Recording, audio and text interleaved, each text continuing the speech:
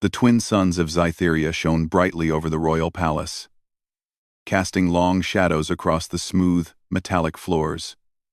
Queen Lirith sat in her throne room, her posture as rigid and perfect as the palace itself. Her eyes scanned the reports laid out before her, each one a reminder of her daughter's weakness. Princess Cerys, the only child of the queen, had grown tall in body, but fragile in strength. Her movements were hesitant, her arms too thin to hold the ceremonial staff with the elegance expected of a princess.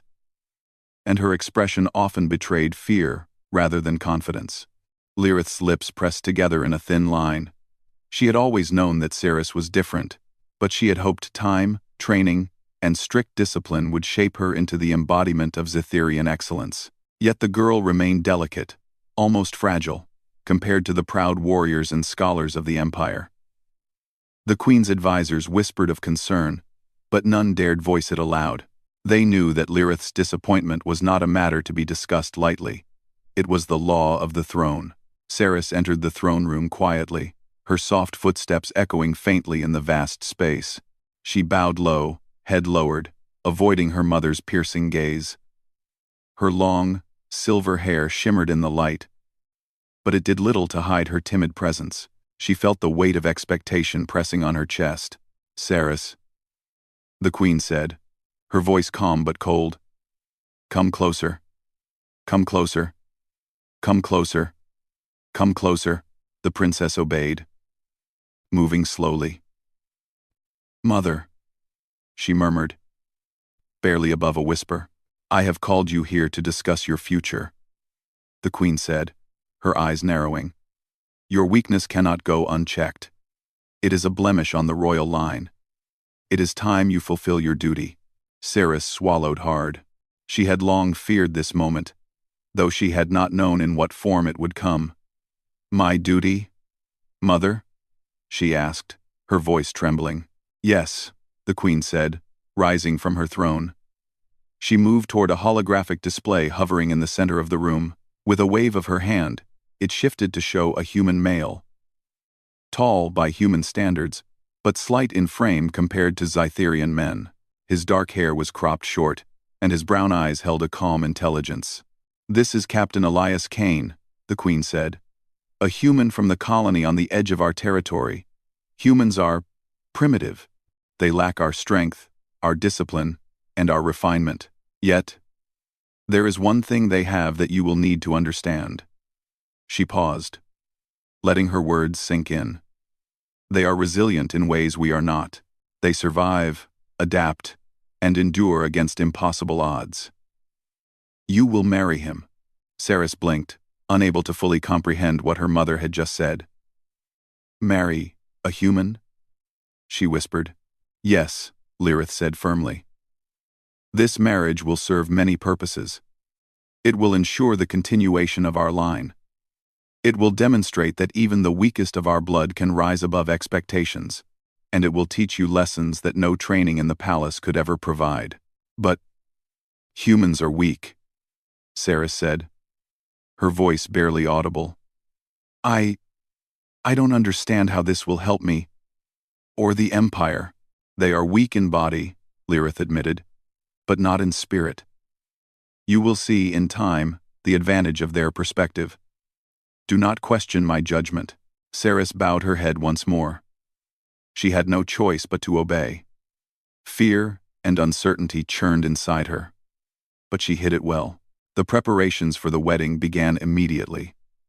Cerys was surrounded by attendants, stylists, and scholars who fussed over every detail.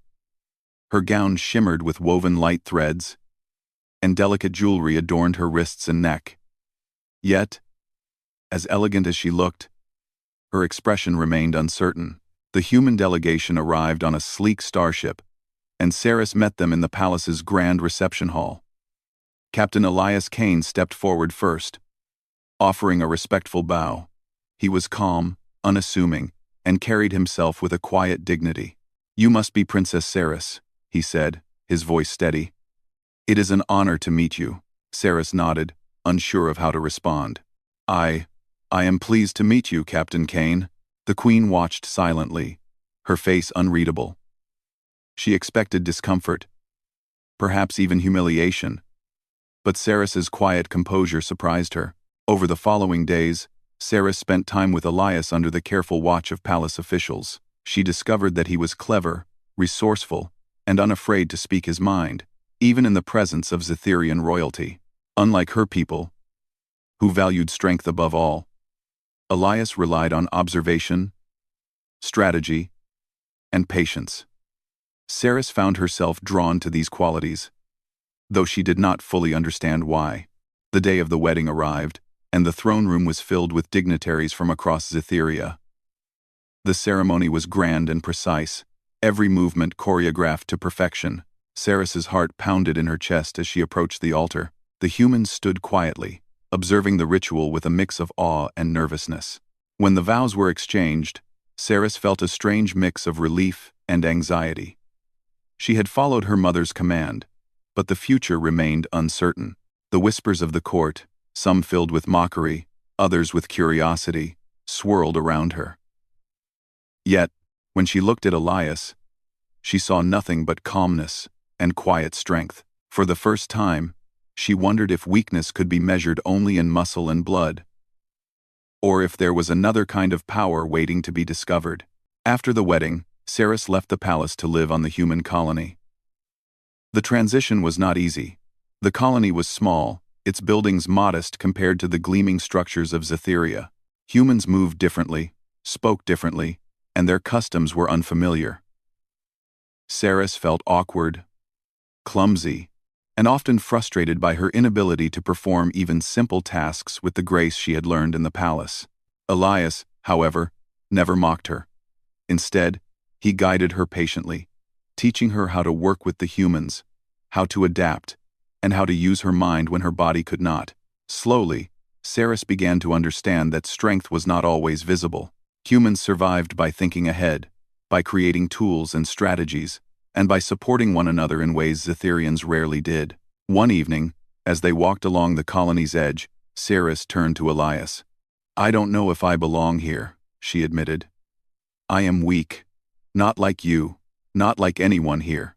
Elias smiled, placing a reassuring hand on hers. "Strength is not only measured in muscle, Saris.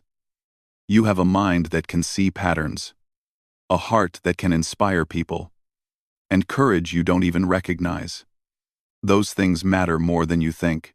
For the first time, Saris felt a flicker of hope. Perhaps her mother had been wrong in judging her so harshly.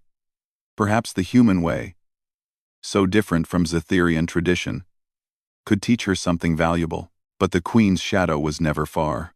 Lyrith continued her rule, confident that her daughter's marriage was a mistake, a folly that would fade into insignificance. She could not see the seeds of change growing quietly on the edge of her empire, in a colony she had dismissed as weak and irrelevant. Saris and Elias worked together, slowly building trust with the humans, learning their ways, and sharing what little Zetherian knowledge they could. Each day, Saris felt herself becoming stronger, not in body, but in spirit and mind. She learned patience, strategy, and problem-solving.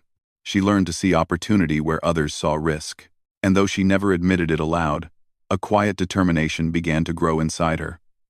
One day, she would prove that her strength was not defined by her mother's expectations. One day, she would show that even a weak princess and a human could accomplish what no empire could imagine. The suns set over the colony, painting the sky in shades of red and gold.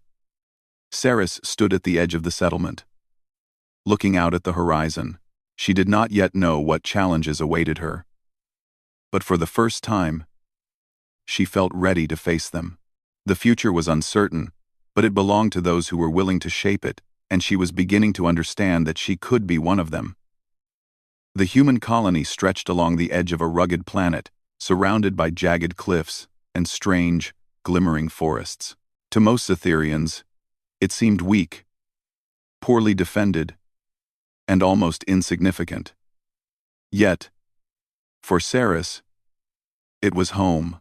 Each day, she rose before dawn, walking among humans who carried tools, tended gardens, and repaired small ships. Their hands were rough, their movements uneven, But there was a rhythm, a resilience in the way they lived that she could not ignore. Elias stood beside her as they inspected a new water purification system. The colony had limited resources, and every invention, every improvement mattered. Saris watched him carefully, noting how he spoke with patience, explained without condescension, and encouraged problem-solving rather than commanding it. Unlike her life in the palace, where every failure was punished, here mistakes were lessons, and each lesson built strength in unexpected ways. Saris, the filters need a stronger pressure gradient, Elias said. If we adjust the pump speed and angle the intake, we can triple efficiency without using more power. Saris bent closer, examining the equipment. Her hands hovered uncertainly before she mimicked his adjustments. The water began flowing more steadily, cleaner and faster than before. She looked up at him, surprised. "It worked," she said, almost in disbelief. Elias smiled. "See? Strength is not always about force. Sometimes it is patience, observation, and willingness to learn." Saris felt a strange warmth in her chest. Each day, she began to understand that the weakness her mother had despised was only part of her story. Intelligence, courage, and adaptability could also be weapons. Sharper than any blade, she began to practice more, not with swords, but with ideas, strategies, and practical work that could protect the colony. The humans noticed the change too. Initially, many had doubted her, seeing only the fragile princess of a distant empire. But Saris showed interest, effort, and respect for their ways. Slowly, trust grew. She worked beside them in fields, helped repair equipment, and learned to anticipate problems before they became crises. Her presence became reassuring rather than intimidating, and her reputation grew quietly among the settlers.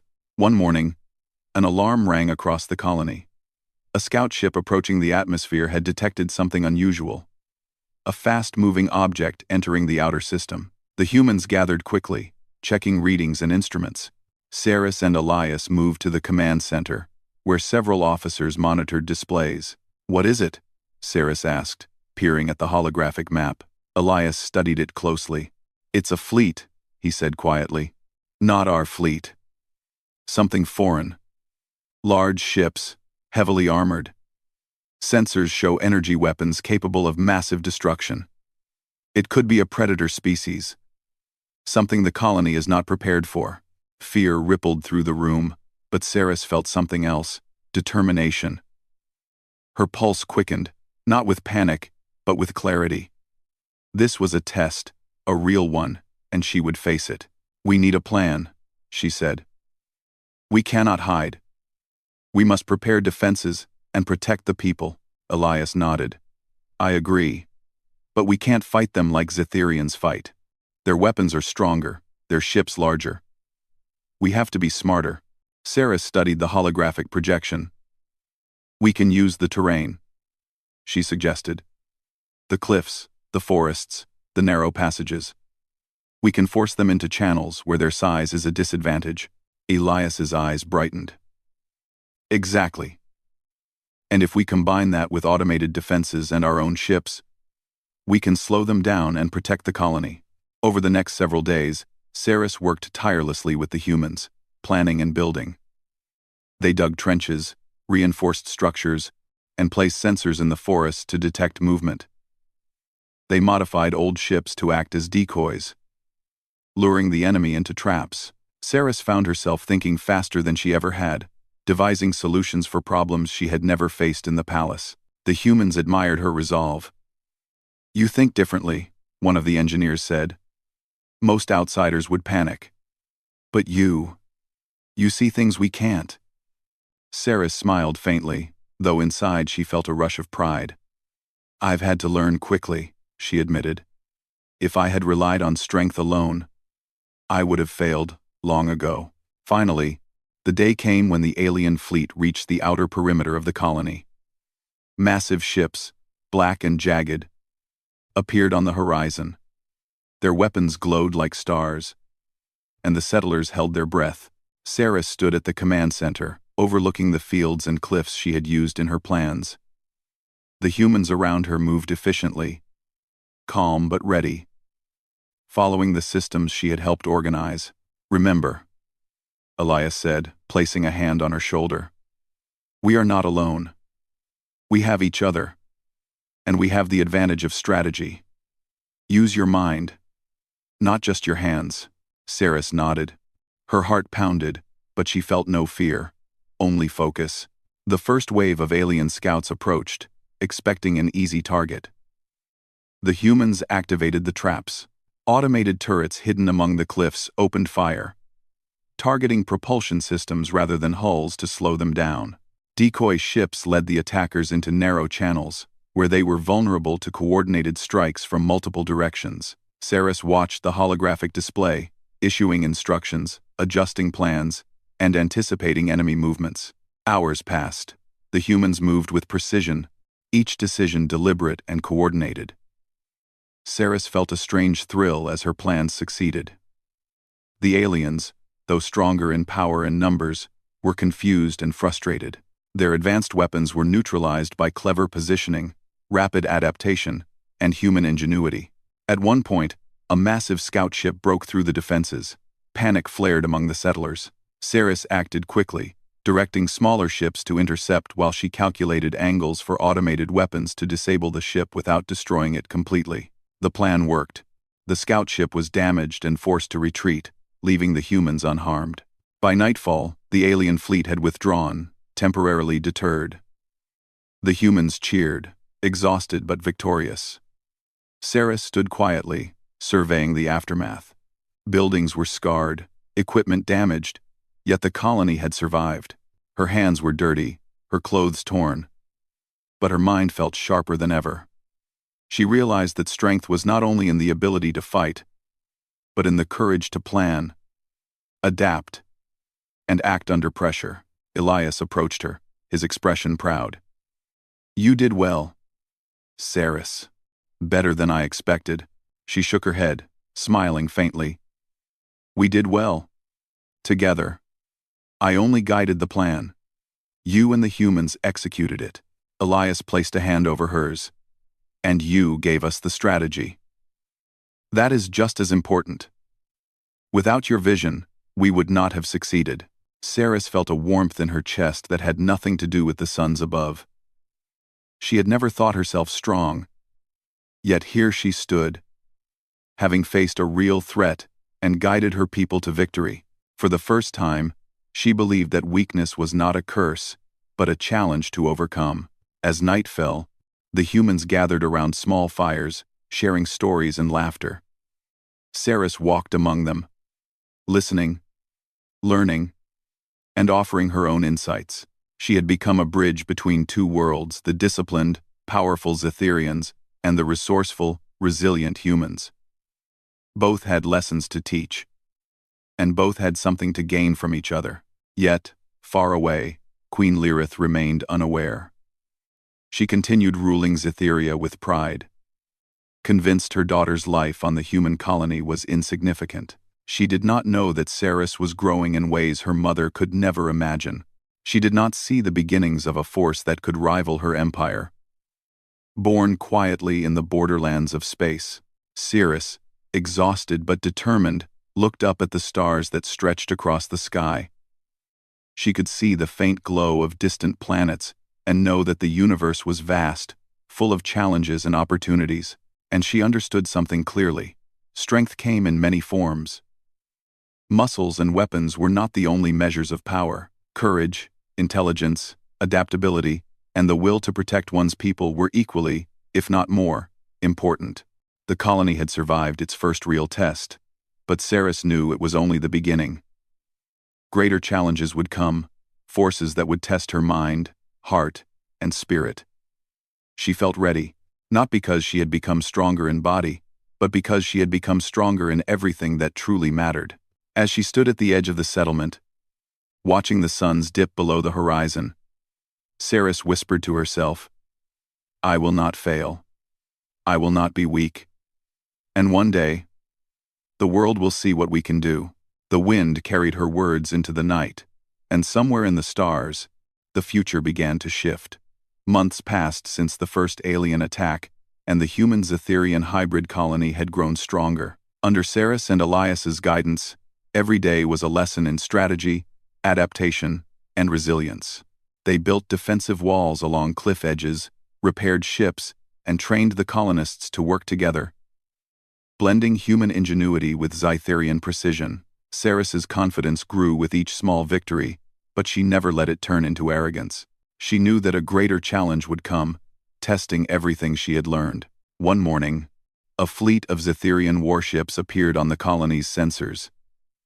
Saris's heart skipped a beat, but she did not panic.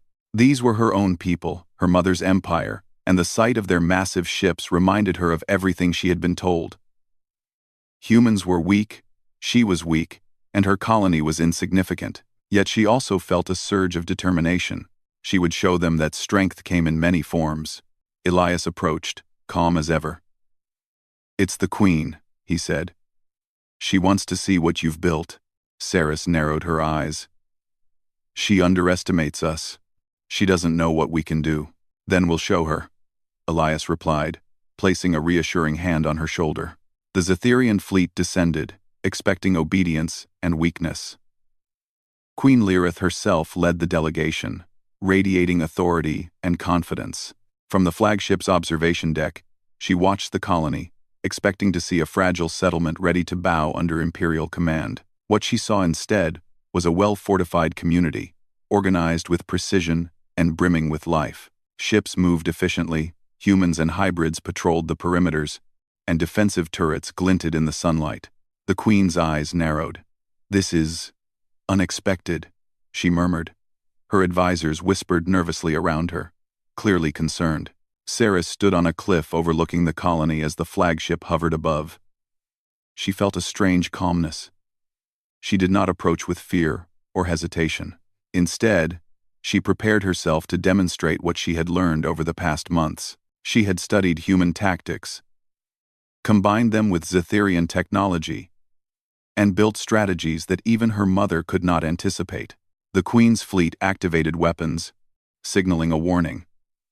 Massive energy cannons pointed at the colony, designed to intimidate. Saris did not flinch. Instead, she signaled to the colony's defenses, activating traps, decoy ships, and automated weapons she had helped construct. She had anticipated this moment and had already prepared contingencies. Elias moved beside her. "Remember," he said quietly, "they are strong in power, but slow in thinking. Use that. Force them to react to us. Not the other way around." Saris nodded, eyes scanning the holographic map. "We'll start by controlling the channels. The cliffs will force their ships into predictable paths. We can target their propulsion systems and disable them without destruction. Keep civilians safe." The battle began. Zetherian ships advanced, expecting little resistance. But Saris's strategies were precise.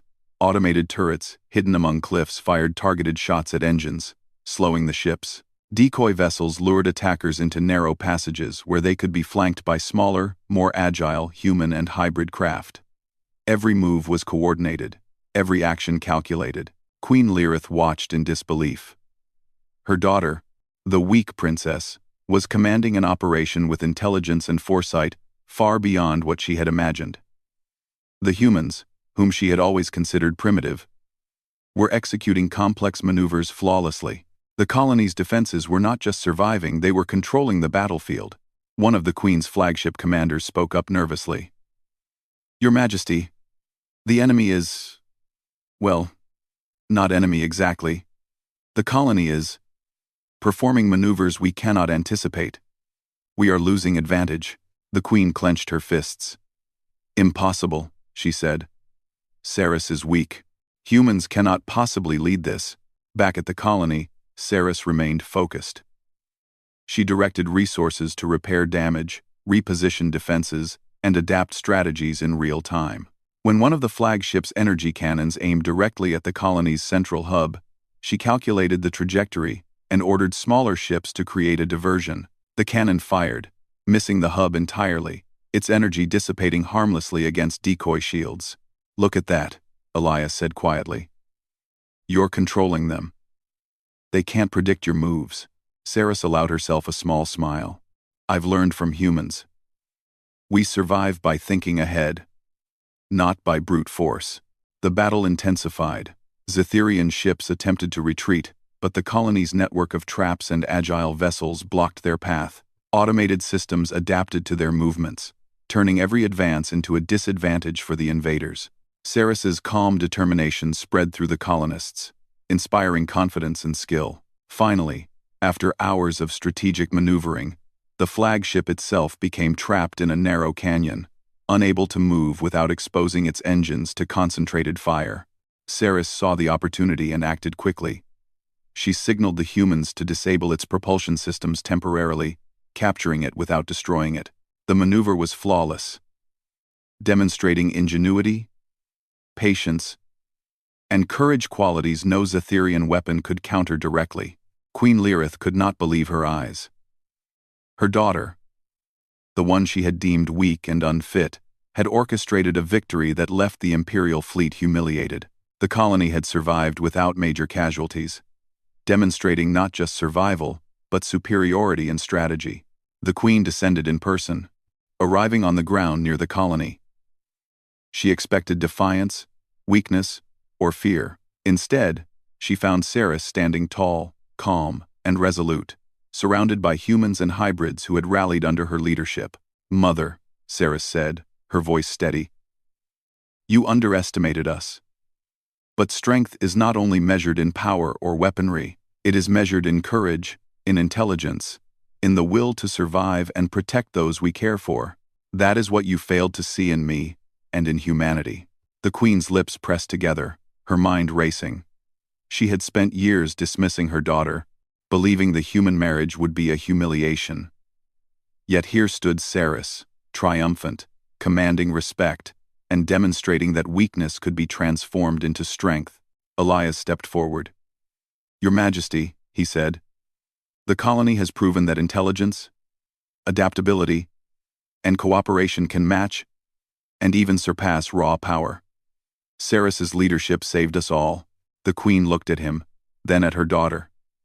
For the first time, she saw not fragility, but brilliance. She realized that the lessons she had intended to impart through control and expectation had instead been learned through resilience, cooperation, and courage, qualities she had ignored in her pursuit of physical perfection. A hush fell over the colony as the Queen finally spoke. "Saris, I see now that I was wrong." Saris remained composed. "It is not too late, Mother," she said softly. "There is much you could learn if you are willing to watch, listen, and understand." The Queen's advisors exchanged nervous glances, realizing that the balance of power had shifted. The humans had survived, the colony had flourished, and Saris had emerged as a leader worthy of respect from both species. Night fell, and the twin suns disappeared below the horizon. The colony glowed with lights, laughter, and quiet conversations. Saris walked among the people, observing their work, listening to their stories, and offering guidance where needed. She understood that leadership was not about fear or domination, but about trust, vision, and the courage to act wisely. In the distance, the Queen watched silently. She felt the sting of regret, a recognition that her arrogance had blinded her to the potential within her daughter and the humans. She had expected weakness, submission, and failure. Instead, she saw strength, ingenuity, and unity. Saris turned to Elias. "This is only the beginning," she said. "There will be more challenges. Greater forces will come. But we are ready." Elias nodded. "We are stronger than they expect, and we will continue to prove it, together." The Queen, standing on the cliffs, realized the truth. In trying to humiliate her daughter, she had inadvertently forged a leader who could inspire humans and Zetherians alike. She had underestimated the power of courage, intelligence, and collaboration, and in that underestimation, she had sown the seeds of a new era. Saris looked at the stars, feeling a mix of pride and determination. The universe was vast and full of danger, but she no longer feared it. She had learned that true strength was not measured in muscles, bloodlines, or technology alone. It was measured in the ability to adapt, to think, and to stand for something greater than oneself. The colony slept peacefully that night, the humans and hybrids secure under Ceres's careful watch. But the galaxy beyond remained unpredictable, filled with challenges that would test their minds, courage, and unity. Ceres knew she was ready. The future belonged to those who could rise above fear, who could act with intelligence, and who could inspire others to do the same.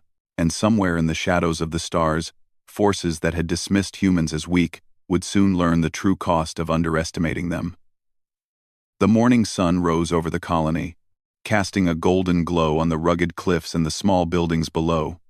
Ceres walked among her people, observing the daily routines. Humans and Zytherian hybrids moved with confidence and purpose, their skills honed over months of hard work and preparation. The colony had grown stronger, not just in structures and weapons, but in spirit.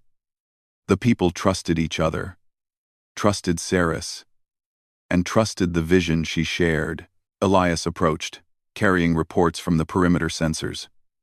"There are unusual signals coming from deep space," he said, frowning.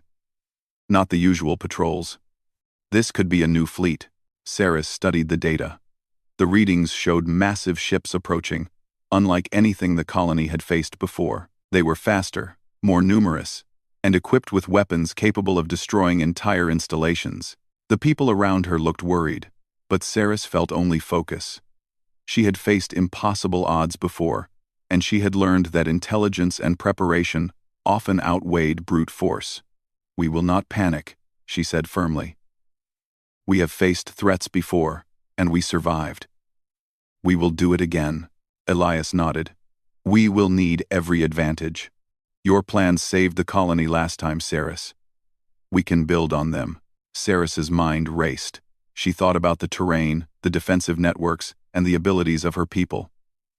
She knew that this time, the challenge would be greater. The attackers were stronger and faster, but they lacked the creativity, adaptability, and teamwork that had saved the colony before.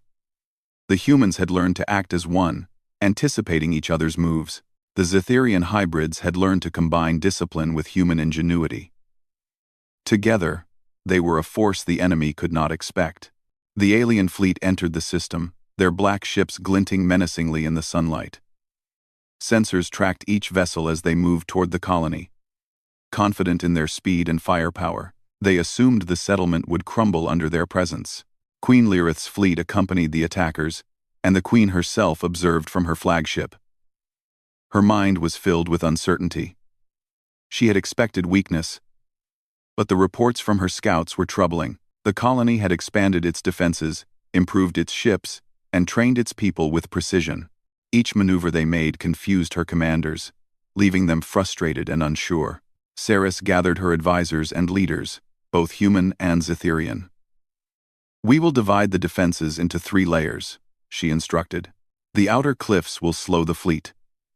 Narrow channels will allow us to focus fire and disable their engines. Our ships will act as decoys, guiding them into traps. Everyone must remain alert. Improvisation is key. If something changes, adapt immediately."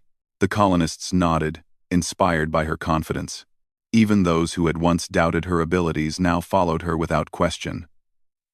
They had seen her strategies work before, and they trusted her vision.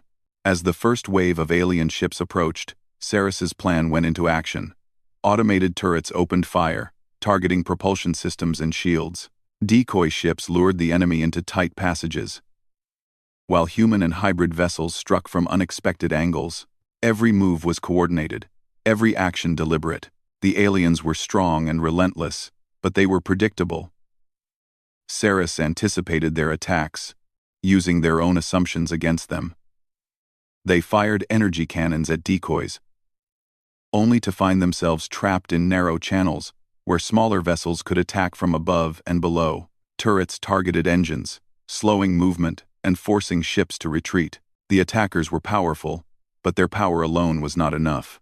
Queen Lirith watched in growing disbelief. Her daughter's strategy was flawless. Each move the queen had expected to succeed failed. Each ship she thought would dominate the battlefield was neutralized by intelligence, creativity, and coordination. The humans had transformed weakness into advantage, proving that strength was more than firepower. Saris directed her forces with calm precision. When one of the alien command ships attempted to break through the defenses, she ordered a coordinated attack that disabled its engines, forcing it to retreat. The colony celebrated small victories while remaining focused on the larger threat. Hours passed. The alien fleet faltered under the unexpected resistance. Queen Lirith's advisors urged her to intervene, to command her forces to destroy the colony and assert imperial authority. But the queen hesitated.